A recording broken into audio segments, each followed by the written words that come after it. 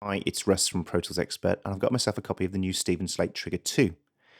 It's got a brand new GUI, and it brings with it AX 64-bit for Pro Tools 11. So I'm going to show you a full show and tell of how it works, and then I'm going to show you some of the cool tricks it's got as well to make sure you get really accurate triggering. So the way drum replacement software works is it listens to the audio transients, the original audio. So for example, this kick drum here. And it uses that to trigger samples.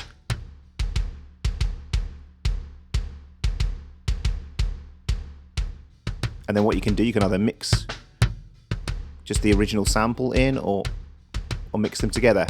So I could get the click of the original there if I wanted to. And then it works by using the sensitivity. So you see this thing called the detail button. If this was too far down, it's picking up the snares and hats and all sorts of stuff. That would be ridiculous, but we can go right up there.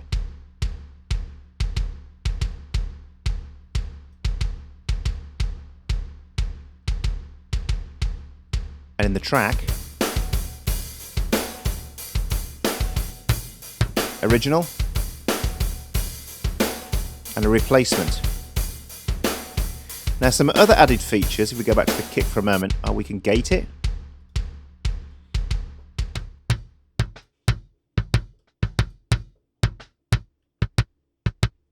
Make it very, very short, very snappy. And you can see there the transient shapes are changing as I'm using that gate. If I turned it back off again, you see that it's entirely blue.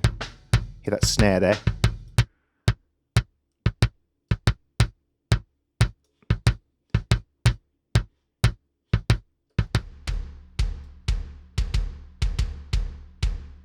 Then we have the sensitivity. Now retrigger time is really helpful as well, so it doesn't start stuttering with retriggering. We can have that going so that if there's stuttering going on, we can bring this in to make sure that there's no retriggering too soon. And as you can see here, we can just put that up to about 15 milliseconds. Go extremely high if you want, but as I say, that's a good way of making sure there's no double triggers that you don't want.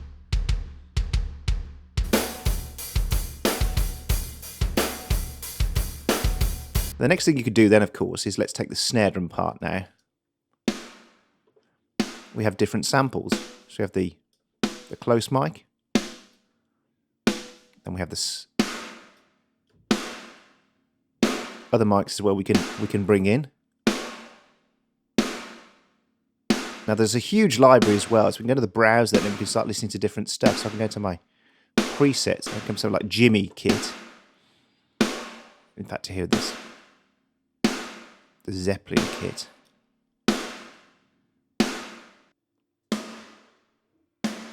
All the snares here. Quite like those. Hear those.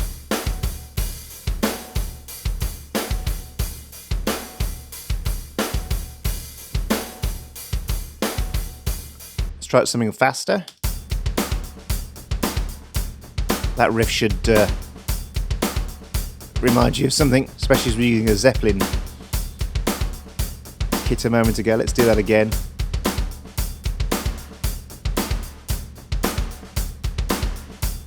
But as you can hear, this sounds really good.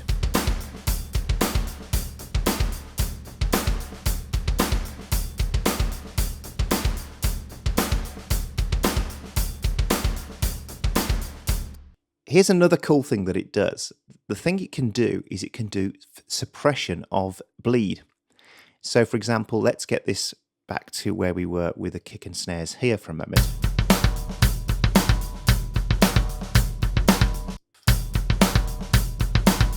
We listen to that. You can hear all that stuff coming through. So what if I want to get the snare really tight, but I've got all that bleed? Now there's a cool feature where you can put it instead on an aux track, and you can feed both the trigger and the bleed signal and use that to suppress it. Let me show you that in action. So I've got one here. Let me turn that off now. You can hear the kick drum coming through. And the detail's right down there.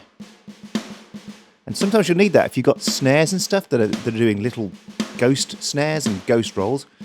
Now what I'm doing, I can feed from one bus, the left bus, the signal that we need to trigger with, and I can feed from another bus the signal that I need to suppress with. And as I turn the suppression up now,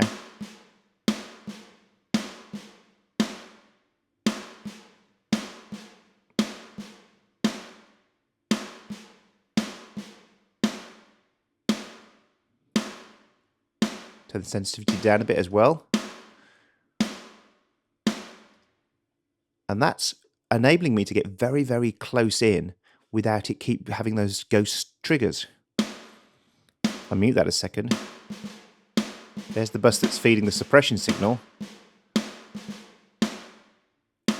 And even better then, I could come in with this low cut as well, bring that sensitivity back up again, bring that down a bit more. I can use these filters.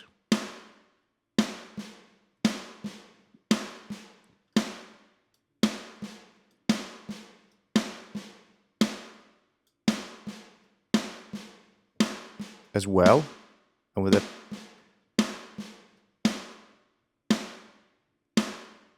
some adjustment, as you can see, we get it very close now.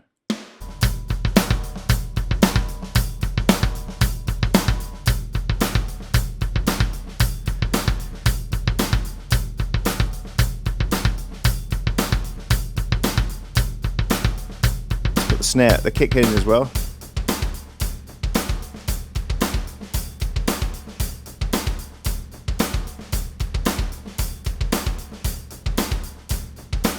What we also have as well is we have a set of curves. We can change the attack, the sustain and release of the samples, change the dynamics and the trigger ranges and the minimum and maximum range and the velocity ranges as well. So there's a lot of detail we can go in here to have these triggering at different points.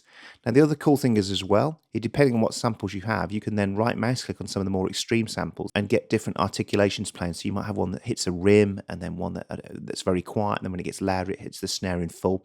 So we can trigger different articulations as well. Now the other nice thing as well is you can trigger MIDI. You can have MIDI coming in to trigger this like a sampler, or you can have MIDI going out as well. So if we come back to this original one we've got here, let's mute that again and turn this back on, and this snare.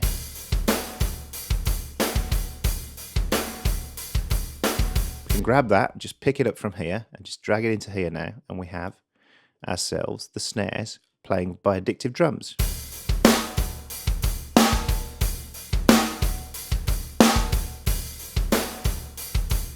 Mix that in as well.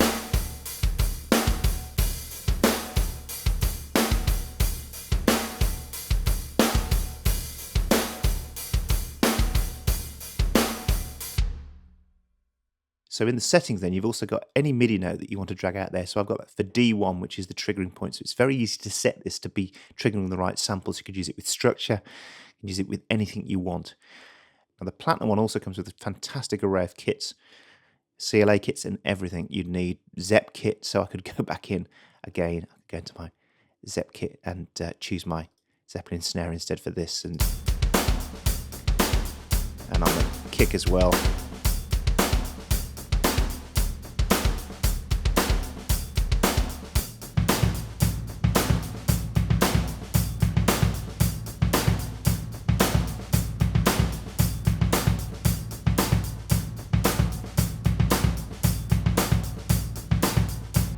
So I think the Slate team have done a great job with this. It's got some excellent features that will improve your triggering. It's also got a great library and some really good under the hood tricks so that you can, as I say, drag and drop MIDI. You can trigger MIDI in certain DAWs if your DAW will allow that. You can trigger into it as well and use the samples from this, from other trigger points. So it's a very nice package. Of course, AX 64-bit as well for Pro Tools 11. So if you already own Trigger, then you're going to love this version of it. And if you haven't tried it before, then check it out on the Slate Drums site. Thanks for watching, and I'll see you again soon.